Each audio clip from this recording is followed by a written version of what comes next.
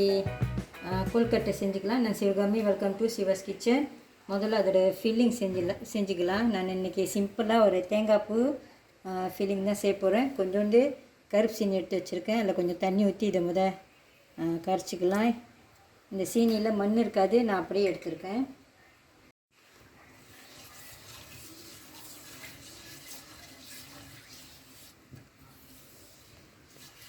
கரையிட்டோம், அப்புறமா தேங்காய் பூ போட்டுக்கலாம்.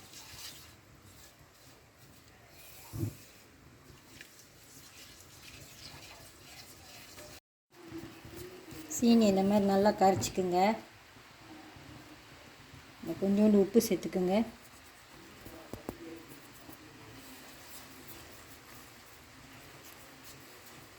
இதில் நான் டவுன் பண்ணேன்னு சேர்க்கல, ஏன்னா நம்ம சுக்கு ஏலக்காய் பொடி கொஞ்சம் போட்டுக்க போகிறோம். தேங்காய் பூ,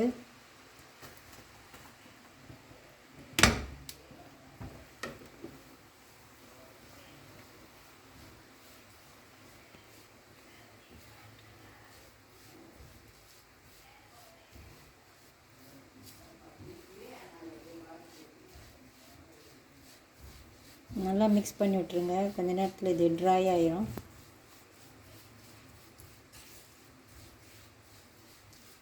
கிண்டிக்கிட்டே இருக்கணும், இல்லைன்னா அடி பிடிக்கும்.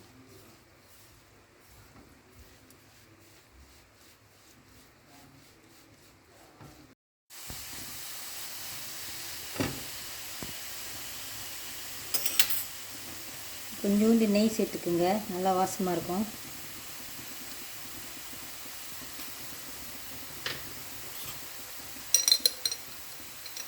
கொஞ்சம் சுக்கு,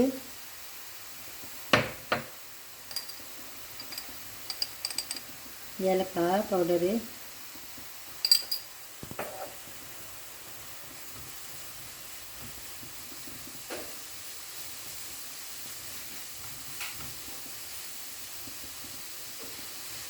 இன்னும் கொஞ்சம் கட்டியாகட்டும்.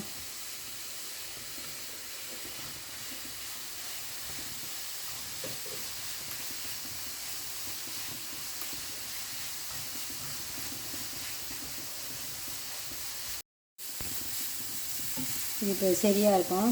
அடுப்பு அடைச்சிட்டு இதை நல்லா ஆற வச்சுக்கோங்க.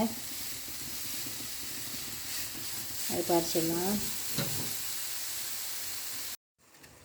இப்போ கொழுக்கட்டையோட மாவு செஞ்சுக்கலாம். இது 1.5 கப்பு பாபாஸோட இடியப்ப மாவு நான் எடுத்திருக்கேன்.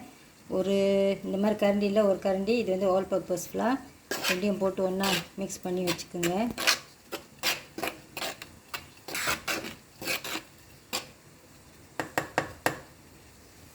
பானையில் தண்ணி கொதிக்குது, கொஞ்சோண்டு உப்பு சேர்த்துக்குங்க. கொஞ்சம் எண்ணெய்,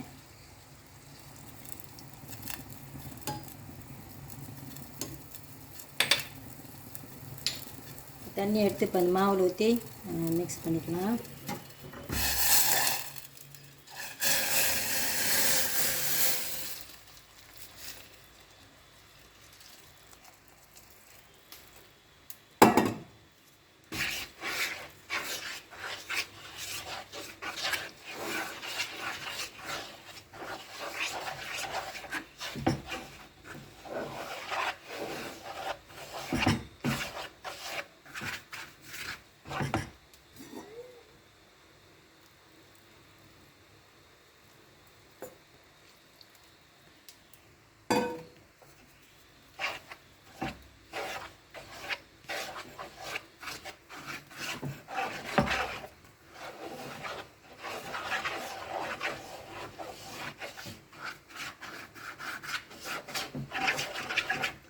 எல்லா மாவுலையும் அந்த தண்ணியை படுற மாதிரி நல்லா மிக்ஸ் பண்ணி விட்ருங்க.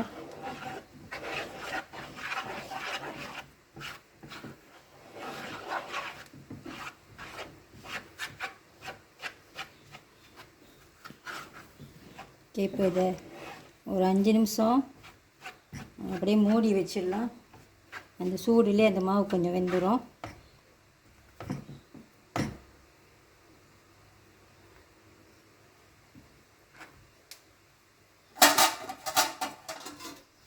அப்படியே வச்சுருங்க கொஞ்சம் நேரம்.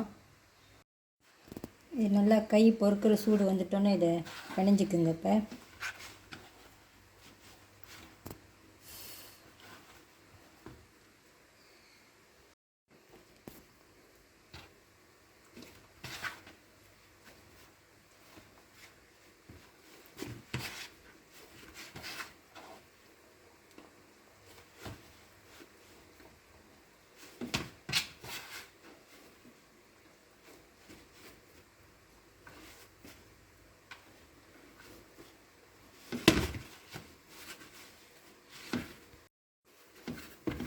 கொழுக்கட்டை மாவு ரெடி ஆயிடுச்சு. இப்போ கொழுக்கட்டை செஞ்சுக்கலாம். எல்லா கொழுக்கட்டையும் செய்கிறதுக்குள்ளே அது மாவு கொஞ்சம் காயிற மாதிரி இருக்கும். ஒரு துணி போட்டு மூடி வச்சுக்கோங்க. இன்றைக்கி நம்ம இந்த மாதிரி கொழுக்கட்டை தான் செய்ய போகிறோம். மாவு எடுத்துக்கோங்க.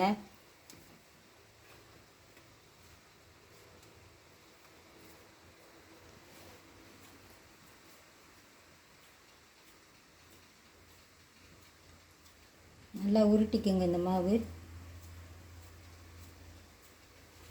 நான் காஷ்மீர் பேப்பர் எடுத்துருக்கேன்.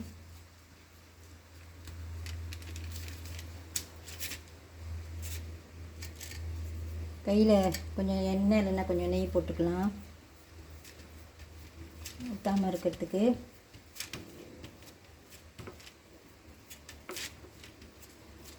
நல்லா இதை ரவுண்டாக செஞ்சுக்குங்க. ரொம்ப மொத்தமாக இருக்கக்கூடாது, அப்புறம் மாவு சாப்பிட்ற மாதிரி இருக்கும். ஓரளவுக்கு இதை அப்படி தட்டிக்குங்க.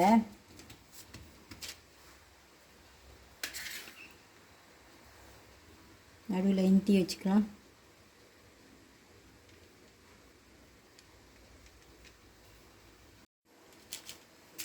கொஞ்சம் பேப்பர்லேயே இதை எடுத்து அப்படியே மடக்கிக்கலாம்.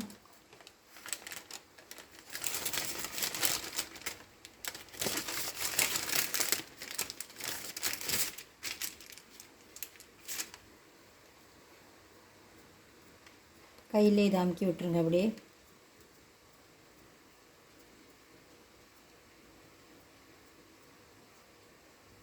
இங்கே ரொம்ப எக்ஸ்ட்ரா மாவு இருந்துச்சுனாக்கா இந்த மாதிரி கொஞ்சம் வெட்டிடலாம். மிளகாய் வெட்டி விட்டுருங்க.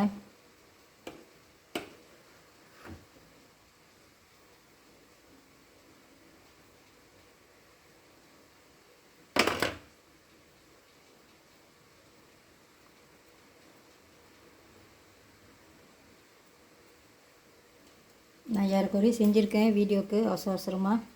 நீங்கள் பார்த்து அழகாக இதை செஞ்சுக்குங்க. நான் கொஞ்சம் பெருசாக தான் செஞ்சுருக்கேன். நீங்கள் உங்களுக்கு பிடிச்ச சைஸில் செஞ்சுக்குங்க. இன்னொன்று செஞ்சு காட்டுறேன்.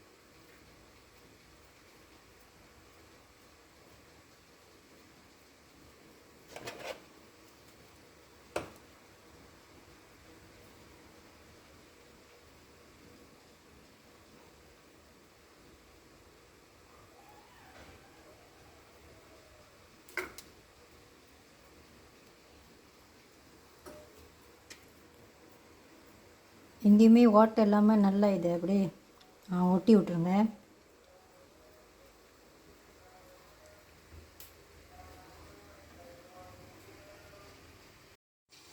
நான் முதல்ல ஒரு 6 கொழுக்கட்டை ஒண்டி செஞ்சுருக்கேன் வீடியோவுக்கு. இதை இப்போ ஸ்டீம் பண்ணிக்கலாம். ஸ்டீமரில் தண்ணி கொதிக்கணும். இது ஒரு 7 நிமிஷம் வரைக்கும் ஸ்டீம் பண்ணிக்கலாம்.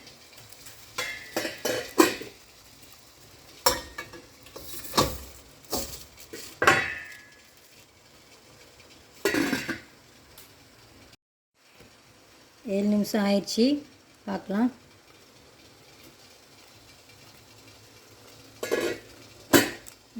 அழகாக ஸ்டீம் பண்ணியிருக்கு பாருங்கள். தட்டு எடுத்து இப்போ கீழே வச்சுக்கலாம். இந்த கொழுக்கட்டையெல்லாம் இந்த ஸ்டீமர் தட்டுலேருந்து நல்லா, இந்த கொழுக்கட்டை நல்லா ஆறிட்டோன்னு அப்புறமா அந்த தட்டுலேருந்து எடுங்க. அப்போ தான் அது ஒட்டாமல் வரும். இன்றைக்கி இந்த ரெசிபிக்கு இந்த மாதிரி சைஸில் இது நான் மீடியம் சைஸ்னு சொல்லுவேன். ஒரு 14 கொழுக்கட்டை எனக்கு கிடச்சிது இன்றைக்கி. நான் அந்த மாவு கலக்கிறப்ப ஒரு table spoon all purpose flower கூட சேர்த்து இந்த மாவு நான் செஞ்சுருக்கேன். அந்த ஆல் பர்பஸ் ஃப்ளார் சேர்த்து செஞ்சிங்கன்னா மேலெலாம் வெடிப்புலாம் வராமல் இருக்கும் அப்படின்னு நான் வேறு யூடியூப்பில் பார்த்துருந்தேன். இன்றைக்கி நானும் அதே மாதிரி தான் ட்ரை பண்ணியிருந்தேன். நல்லா தான் வந்திருக்கு பாருங்கள். அந்த வெடிப்புலாம் இல்லை. நீங்களும் இந்த மாதிரி ட்ரை பண்ணி பாருங்கள். இந்த வீடியோ உங்களுக்கு பிடிச்சிருந்துச்சின்னா லைக் பண்ணிவிட்டு ஷேர் பண்ணிவிட்டு சிவாஸ் கிச்சன் சேனலுக்கு சப்ஸ்கிரைப் பண்ணிக்கோங்க. தேங்க்யூ ஃபார் வாட்சிங். இது 2வது பேட்ச் ஸ்டீம் பண்ணிருந்து ஒன்று பிச்சு பார்க்கலாம். சூடாக இருக்குது. எவ்வளோ சாஃப்டாக இருக்குது பாருங்கள்.